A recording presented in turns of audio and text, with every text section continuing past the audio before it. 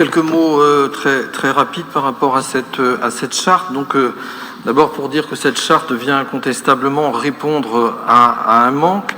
En effet, depuis des décennies, le développement de cette ville s'est réalisé au travers de ces zones d'aménagement concerté. Cela a déjà été dit. Et aussi grâce à une politique de réserve foncière très ancienne qui a pu être menée, mise en place par les maires successifs de cette ville, quelle que soit d'ailleurs leur sensibilité politique. Alors en 2021 et depuis déjà quelques années, le foncier se faisant rare en ZAC, les opérateurs se sont tournés vers le secteur diffus. Et contrairement à ce que j'ai pu entendre il y a quelques minutes, l'accélération a été particulièrement nette en 2018 lorsque, Madame Gondon, l'État a supprimé, par exemple, le dispositif Pinel dans le reste de la Bretagne pour ne le conserver que pour Rennes Métropole, Dinard et je crois aussi Belle-Île. La conséquence, elle a été immédiate, c'est que les promoteurs qui réalisaient de l'investissement locatif à Brest, à Quimper, Vannes, etc., ont recentré leur recherche foncière sur Rennes et bien évidemment dans le diffus puisque les actes n'étaient plus accessibles.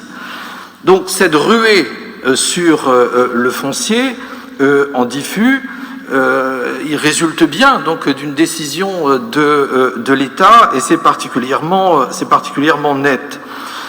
L'idée ici, c'était de proposer des produits à la défiscalisation, dont on peut par ailleurs toujours discuter de l'intérêt, mais ce n'est pas l'objet du débat de ce soir.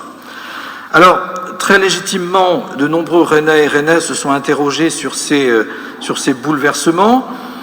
La charte de la construction et de la citoyenneté est donc la bienvenue. Je note d'ailleurs que beaucoup de territoires aujourd'hui sont engagés dans cette démarche et dans la mise en place de ce type d'outils.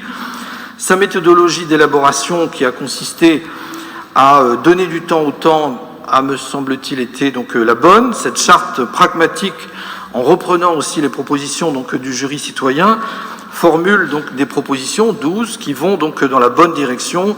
Il faudra, et Marc Hervé l'a dit tout à l'heure, et chacun en est bien convaincu, veiller à son application. Alors, une remarque peut-être, une suggestion, il est indiqué dans la délibération qu'il faudra veiller à la qualité architecturale du projet, mais cette préconisation devra aussi, bien entendu, concerner la qualité des logements. Je pense à la possibilité, par exemple, de pouvoir disposer d'un logement traversant. Ça me semble extrêmement important de réfléchir à cela, ou de faire en sorte aussi que les ménages puissent disposer d'un balcon, d'une certaine surface extérieure. Tout ça, je crois, mérite d'être versé aussi au débat. Alors, une suggestion qui peut paraître un petit peu éloignée par rapport à ce que nous évoquions à l'instant, mais il est mentionné que nous adopterons et que nous appliquerons la charte de l'arbre. Donc il me semble que nous préparons aussi une charte de l'animal dans la ville. Et le moment venu, et lorsque ce document existera, il pourrait être judicieux aussi de l'intégrer dans la charte de la construction. Je pense par exemple à la problématique de la nidification des oiseaux. Pas facile, par exemple pour une hirondelle, d'accrocher son nid sur une surface lisse en béton. Il faut je crois, féliciter justement les opérateurs qui agissent déjà dans cette direction. Je pense à l'ASA, les foyers, par exemple, du groupe CIB, qui a récemment signé une convention avec la Ligue de protection des oiseaux.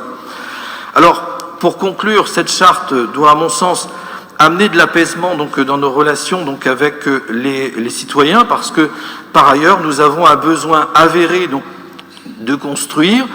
Alors, par rapport aux réactions que j'ai entendues tout à l'heure, Monsieur Charles Compagnon et puis Madame Murfer, je crois que vous adressez surtout, en fait, aux Rennais propriétaires.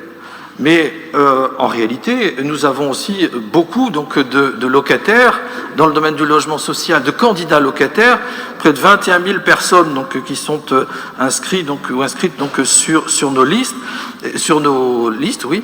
Et donc vous ne pouvez pas uniquement vous adresser donc, à ces Rennais propriétaires. Il faut produire, donc il faut faire des propositions donc, pour tout le monde. Et puis, si cela peut vous rassurer, je vous dirais quand même que les contestations vis-à-vis donc de la construction, aujourd'hui, c'est partout en France. Hein, c'est pas seulement donc à Rennes, et c'est particulièrement vrai dans les zones donc tendues. Et puis, Monsieur Compagnon, je connais aussi des élus de votre sensibilité politique qui proposent de densifier les jardins privés dont vous parliez donc tout à l'heure. Donc, je crois que notre majorité a pris des engagements, il faut les tenir vis-à-vis de toutes celles et ceux qui sont justement aujourd'hui en attente d'un logement. J'ajoute que cette charte sera d'autant plus utile que désormais, comme un certain nombre de collègues l'ont dit précédemment, la ville sera amenée à se réinventer, amenée aussi à se reconstruire sur elle-même, compte tenu de la nécessité d'économiser le foncier et de limiter l'artificialisation des sols. Je vous remercie. Merci.